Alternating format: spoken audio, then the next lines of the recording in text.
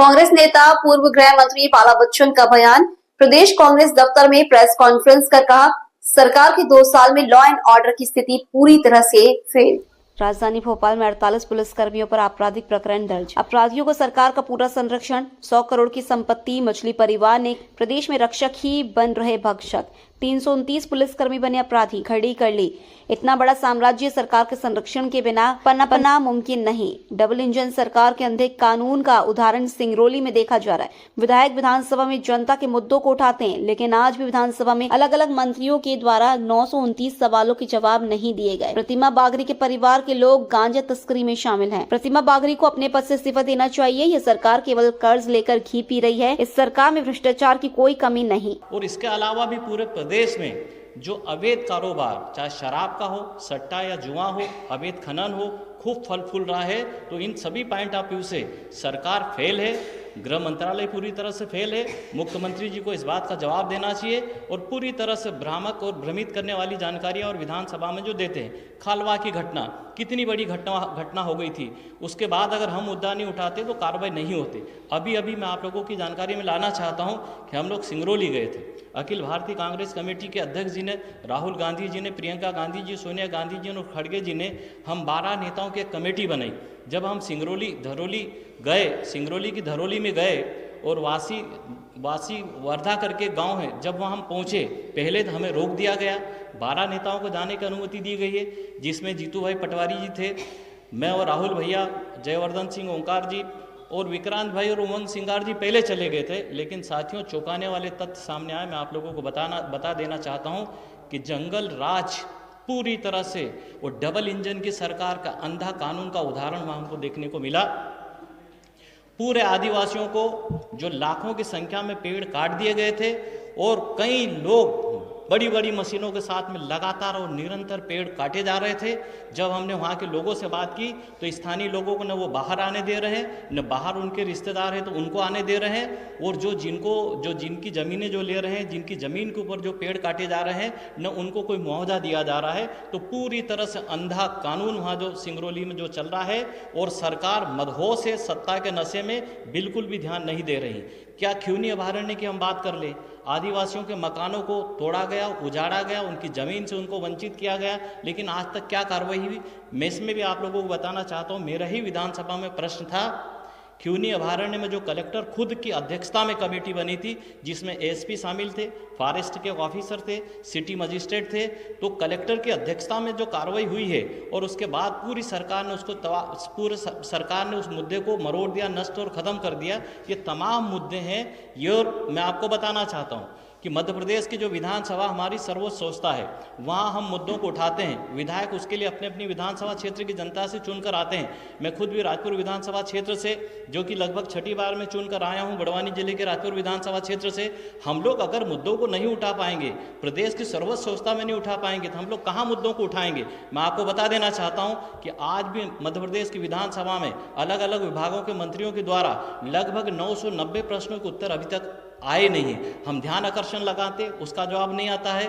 उसके बाद अगर पहले कांग्रेस के समय में जो विभागीय प्रतिवेदनों पे चर्चा होती थी, कहीं जांच आयोग बनी है, उनकी रिपोर्ट नहीं आई है, प्रश्नों की रिपोर्ट नहीं आ रही। और मुख्यमंत्री का फेल्योर मैं आप लोगों को बताना चाहता हूँ, गृह मंत्री रहते हुए सबसे ज़्यादा लगभग 55 विभागों में से 15 विभाग मुख्यमंत्री जी के पास है, करीब 30% विभाग मुख्यमंत्री जी के पास है, और प्रश्नों की जानकारी एकत्रित की जा रही है। ये मुख्यमंत्री के ही द्वारा, जो मुख्यमंत्री जी के पास जो विभाग है उनमें ये सब कुछ आता है।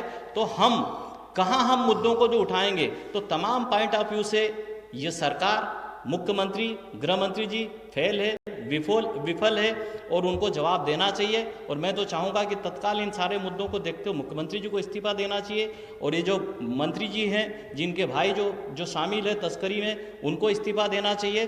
और मैं आपको ये भी बताना चाहता हूँ कि मध्य प्रदेश की विधानसभा बहुत कम समय के लिए, पिछले 17 साल में भी केवल 4 दिन का जो सत्र जो गया है, ये विधानसभा के इतिहास में पहली बार इतना सबसे छोटा जो सत्र हुआ है। और हम बोलते हैं कि कोई मुद्दों की कमी नहीं है। जब मुद्दे हैं तो आप हाउस को क्यों नहीं चलाते? तो तमाम मुद्दे और कारण है विफलता के। इसलिए मुख्यमंत्री जी को और जो भ्रष्ट मंत्री है उनको इस्तीफा देना चाहिए। अभी जहाँ तक मैं आपको बताना चाहता हूँ कि मैं निमाड़ से आता हूँ, खेती किसानी से जुड़ा हुआ हमारा मामला है। खलगाट में बहुत बड़ा किसानों का आंदोलन हुआ था, जिसमें जो समर्थन मूल्य पे किसानों की उपज की खरीदी होना चाहिए, कपास है, मक्का है, सोयाबीन है, खरीफ और रबी की फसलों का जिनका जो समर्थन मूल्य तय हो चुका है, सरकार डंडई और बेईमानी कर रही है। भावांतर न मक्का का मिल रहा है, न समर्थन मूल्य मिल रहा है। तो तमाम मुद्दे हैं और किसान अगर अपनी बात कहते हैं तो उनके ऊपर आपराधिक प्रकरण दर्ज करते हैं। मैं आप लोगों को बताना चाहता हूँ, हमारी कांग्रेस की सरकार में जो मंदसौर में जो भाजपा की शिवराज सिंह जी की सरकार रहते हुए लगभग एक गोलीकांड हुआ था, जो हमारे 6 किसान चले गए थे। उन किसानों के बाद भी जो आंदोलन चले थे और कुछ किसानों के जो कुछ मुद्दे थे, किसानों के ऊपर जो FIR जो दर्ज की गई थी, कमलनाथ जी की सरकार ने और हमारी सरकार ने लगभग 3180 किसानों के प्रकरण हमने वापस लिए थे।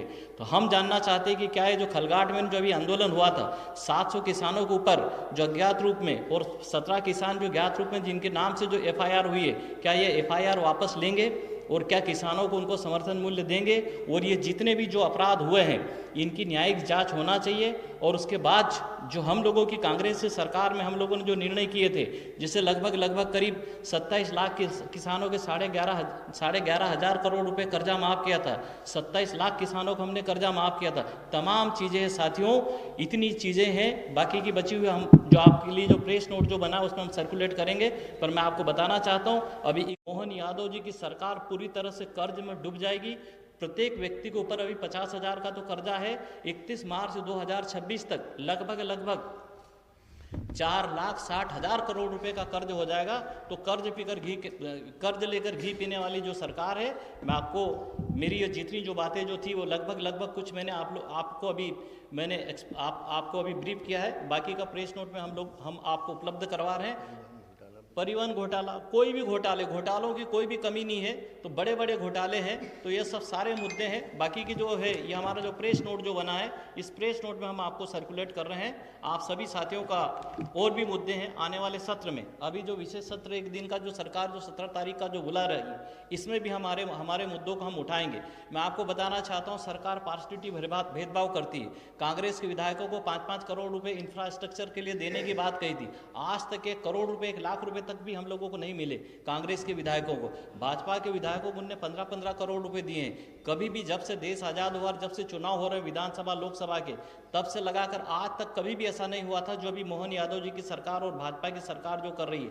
हमें 5 करोड़ रुपए में से 1 करोड़ तक भी नहीं दिए हैं, उनको 15-15 करोड़ रुपए जो दे दिए हैं। और उसके बाद हमारे यहाँ पर विधायकों के ऑफिस के लिए भी उन्होंने राशि 5-5 लाख रुपए का जो बोला था, वो तक भी नहीं दी जा रही। इससे ये अनुमान लगाया जा सकता है कि जब विधायकों से जो किया हुआ कमिटमेंट सरकार और मोहन यादव जी और उनके मंत्रिमंडल के पूरे नहीं कर रहे हैं, तो आम जनता का क्या होता होगा। तमाम मुद्दे हैं, कर्जे में डूबी हुई सरकार है, अपराधों में पूरी तरह से खोई हुई सरकार है। और इस कारण से मैंने भी आप लोगों को बोला कि ऐसे डबल इंजन की सरकार है और पूरी तरह से गृह मंत्री रहते हुए मुख्यमंत्री जी पूरी तरह से विफल है और कानून व्यवस्था ध्वस्त है, चरम पे कानून रिश्ता है। इसलिए तत्काल मुख्यमंत्री जी को इस्तीफा देना चाहिए। और जो प्रतिमा बागड़ी जी है उनको भी अपने भाई ने जो अपराध किया है, तस्करी में लिप्त है, उनको भी इस्तीफा देना चाहिए। हमारी जो कुछ मांगे हैं वो भी हमारे जो सर्कुलर में है, वो हम आपको जो सर्कुलेट कर रहे हैं। आप लोगों को दमदारी से हर बात को मध्य प्रदेश की जनता तक जो पहुंचाई थी। देखिए, ऐसा कभी भी नहीं हुआ है जिससे कि थाने के थाने पूरे जेल में चले जाए, ये किसी से नहीं छिपा है। तो पूरी तरह से लॉ एंड ऑर्डर की स्थिति चरमरा गई है मध्य प्रदेश में और कोई भी सुरक्षित नहीं है।